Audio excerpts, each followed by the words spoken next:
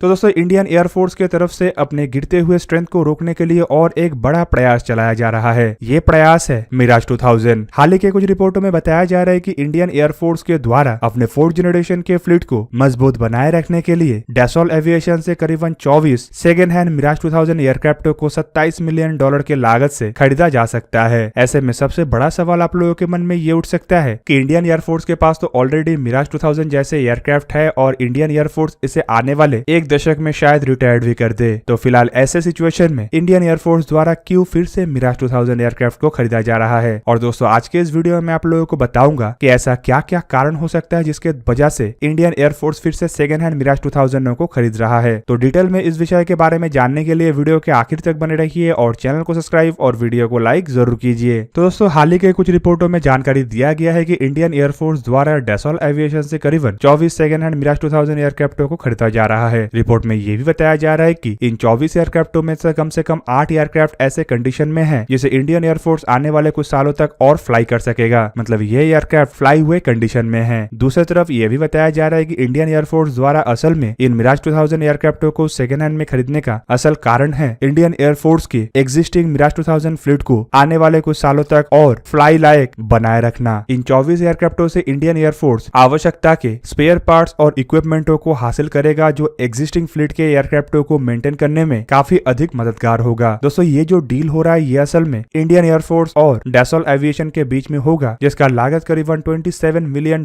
मतलब हर एक एयरक्राफ्ट के लिए इंडियन एयरफोर्स को करीबन $1.25 मिलियन चुकाना पड़ेगा। दोस्तों इसका सिंपल मतलब ये है कि इंडियन एयरफोर्स द्वारा जो सेकेंड हैंड एयरक्राफ्ट को खरीदा जा रहा है वो असल में अपने एग्जिस्टिंग एयरक्राफ्टों को रेडी टू एक्शन रखने के लिए खरीदा जा रहा है। तो दोस्तों इसलिए पहले चलिए हम जानते हैं कि इंडियन एयरफोर्स के एग्जिस्टिंग मिराज 2000 का असल कैपेबिलिटी है क्या। दोस्तों ये जो मिराज 2000 एयरक्राफ्ट है ये इंडियन एयरफोर्स के बेड़े के सबसे बेहतरीन एयरक्राफ्टों में से एक है और ये एक ऐसा एयरक्राफ्ट है जिसके ऊपर कई बार इंडियन एयरफोर्स के पायलटों के द्वारा भरोसा किया गया और हर बार मिराज 2000 इंडियन एयरफोर्स के पायलट के भरोसे को बरकरार रखा। ये जो एयरक्राफ्ट है इसे साल 1985 में इंडियन एयरफोर्स में कमीशन करना शुरू किया गया था। मिराज 2000 एयरक्राफ्टों को इंडियन एयरफोर्स के बेड़े में वज्र के नाम से भी पहचाना जाता है। असल में ये इंडियन एयरफोर्स की तरफ से मिराज 2000 को दिया हुआ एक संस्कृत नाम है जिसका मतलब है लाइटनिंग थंडर। इन एयरक्राफ्टों को बेसिकली फ्रांस के डैसॉल्ट एविएशन के द्वारा ही डेवलप किया गया है जो राफेल एयरक्राफ्टों का भी निर्माता है। एयरक्राफ्टों के फर्स्ट फ्लाइट 1978 में हुआ था जबकि ये एयरक्राफ्ट फ्रेंच एयरफोर्स में 1984 में शामिल हुआ। इंडियन एयरफोर्स के द्वारा सबसे पहले 36 सिंगल सीटेड मिराज 2000 एयरक्राफ्ट और 4 ट्विन सीटेड मिराज 2000 एयरक्राफ्टों का ऑर्डर प्लेस किया गया था और रिपोर्टों में बताया जाता है कि इंडियन एयरफोर्स के द्वारा 1982 में ये ऑर्डर प्लेस किया गया था जबकि इसका असल मकसद था अमेरिका के द्वारा पाकिस्तान को दिया हुआ F-16 एयरक्राफ्टों के काउंटर बैलेंस के रूप में इंडियन एयरफोर्स में एक ऐसा एयरक्राफ्ट शामिल करना जो इन एयरक्राफ्टों को खाली चुनौती नहीं बल्कि आवश्यकता पड़ने पे लड़ाई में मात भी दे सके। दोस्तों इंडियन एयरफोर्स के मिराज 2000 एयरक्राफ्टों ने सबसे पहले अपने प्रदर्शन को साबित किया। इवन अगर देखा जाए तो 1999 में कारगिल के पहाड़ी के चोटियों में छुपे हुए पाकिस्तान आर्मी के घुसपैठियों को हवा से मार गिराने में मिराज 2000 ने काफी बड़ा भूमिका निभाया था। दोस्तों इन एयरक्राफ्टों के इन भूमिकाओं को देखते हुए 2004 में एडिशनल 10 और ऐसे मिराज 2000 एयरक्राफ्टों को खरीदने का इरादा बनाया गया ताकि इंडियन एयरफोर्स के बेड़े को 50 मिराज 2000 एयरक्राफ्टों से लैस किया जा सके। जबकि 2011 में और एक कॉन्ट्रैक्ट हुआ जिसके तहत इंडियन एयरफोर्स के एग्जिस्टिंग मिराज 2000 एयरक्राफ्टों को मिराज 2005 M के स्टैंडर्ड में अपग्रेड किया जा सके ताकि ये 2030 तक आसानी से ऑपरेट हो सके। दोस्तों मिराज 2000 एयरक्राफ्ट एक सिंगल इंजन का एयरक्राफ्ट है और इसमें फ्रेंच इंजन मेकर सैफ्रॉन की तरफ से निर्माण किया हुआ स्निग्मा M53 इंजन का इस्तेमाल होता है जिस वजह से ये एयरक्राफ्ट काफी सिंपल भी है और काफी हल्का भी है। एयरक्राफ्टों के एम्प्टी वेट करीबन 7500 किलोग्राम है। मतलब दोस्तों बिना इक्विपमेंटों के, बिना हथियारों के और बिना फ्यूल के ये एयरक्राफ्ट काफी हल्का है। जबकि अगर इसमें इक्विपमेंट और फ्यूल को लगाया जाए तो ये अपने रोल को पूरा बदल देता है और काफी भारी भरकम हथियारों के साथ उड़ सकता है। रिपोर्टों के मुताबिक मिराज 2000 एयरक्राफ्टों के मैक्सिमम टेक ऑफ वेट करीब 17,000 किलोग्राम है। ये जो फाइटर एयरक्राफ्ट है ये मैक्सिमम मार्क 2.2 मतलब 2336 किलोमीटर पर आवर की रफ्तार से ट्रैवल कर सकता है और ये एयरक्राफ्ट ड्रॉप टैंक के सहारे करीबन 1550 किलोमीटर के डिस्टेंस आसानी से कवर कर सकता है। और अगर हाई ऑल्टीट्यूड में जाने की क्षमता को अगर देखा जाए तो ये एयरक्राफ्ट करीबन 59,000 फीट के ऊंचाई तक जा सकता है। दोस्तों इन एयरक्राफ्टों को अगर इंडियन एयरफोर्स के हैवी रोल सुखोई एयरक्राफ्टों के साथ कंपेयर किया जाए तो आपको पता चलेगा कि सुखोई 30 MKI जैसे एयरक्राफ्ट करीबन मार्क 2 के रफ्तार से मतलब करीब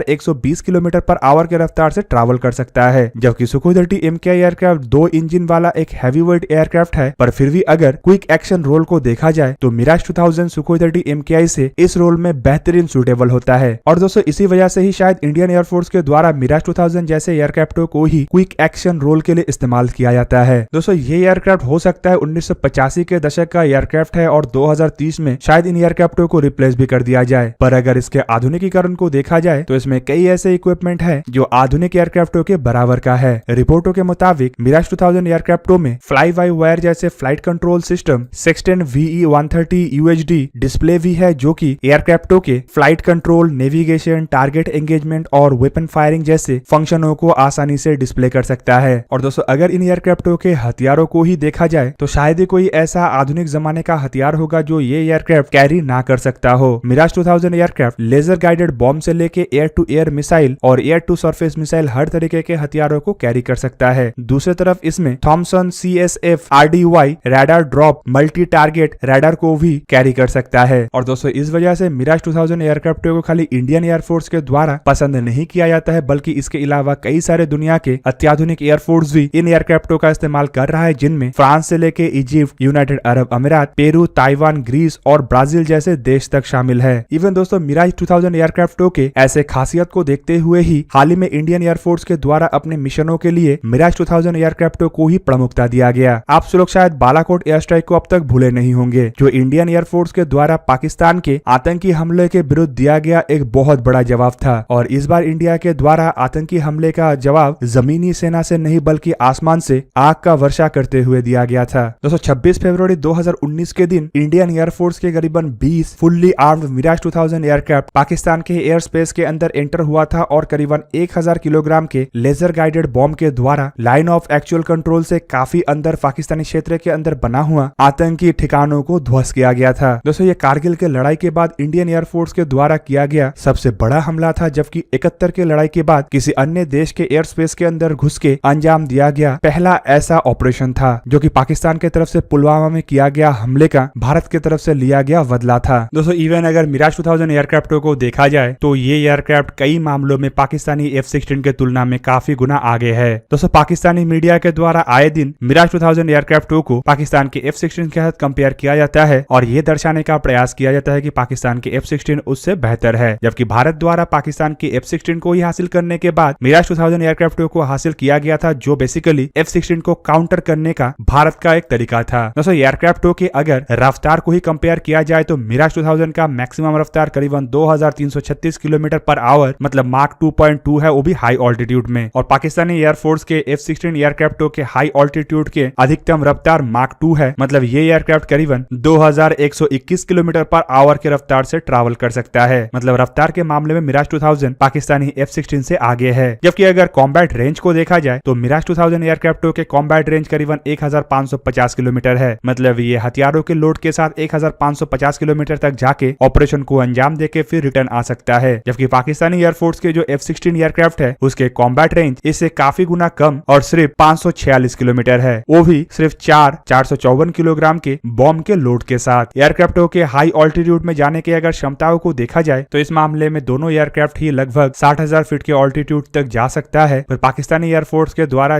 जिन F-16 के वर्जन का इस्तेमाल किया जाता है रिपोर्ट के मुताबिक वो सिर्फ 50,000 फीट के ऊंचाई तक ही जा सकता है। पर दोस्तों मिराज 2000 और F-16 में खाली एक ही बड़ा डिफरेंस है और वो है हथियार कैरिंग कैपेसिटी। रिपोर्टों के मुताबिक मिराज 2000 में करीबन 9 हार्ड पॉइंट है, जिसके सहारे ये एयरक्राफ्ट करीबन 6300 किलोग्राम के हथियारों को लेकर उड़ान भर सकता है, जबकि F-16 में 11 हार्ड पॉइंट है, जिसके सहारे ये 7700 किलोग्राम के हथियार को लेकर उड़ान भर सकता है। पर दोस्तों यहाँ पे भी F-16 में एक खामी ये है कि इसके 11 हार्ड पॉइंटों में से 2 हार्ड पॉइंट एक्सटर्नल पोर्ट्स के लिए डेडिकेटेड होता है, जिस वजह से इसमें हथियारों को लगाया नहीं जा सकता। मतलब कुल मिला के F-16 में भी 9 ऐसे हार्ड पॉइंट है जिसमें हथियारों को लगाया जा सकता है। तो इस मामले में अगर देखा जाए तो हथियारों के लोड F-16 में ज्यादा हो सकता है, लेकिन हथियारों की संख्या दोनों एयरक्राफ्टों में बराबरी का है। इवन दोस्तों इसके अलावा बड़ा डिफरेंस ये है कि भारत के जो मिराज 2000 एयरक्राफ्ट है वो असल में फ्रांस का एयरक्राफ्ट है और भारत और फ्रांस बहुत ही करीब एलाई है, जबकि पाकिस्तान के F-16 एयरक्राफ्ट असल में अमेरिकन एयरक्राफ्ट है, जो अब तक तो एक दूसरे के ऊपर कुछ कारणों की वजह से भरोसा जता रहा था, लेकिन बीते कुछ सालों में अमेरिका के द्वारा साफ कर दिया गया है कि अमेरिका अब पाकिस्तान के के साथ पहले के जैसा रिश्ता नहीं रखेगा और पहले जिस तरीके से मजबूरन अमेरिका के द्वारा अपने कुछ इंटरेस्ट की वजह से पाकिस्तान को हथियार दिया जा रहा था, वैसे हथियार और पाकिस्तान को अमेरिका नहीं देगा।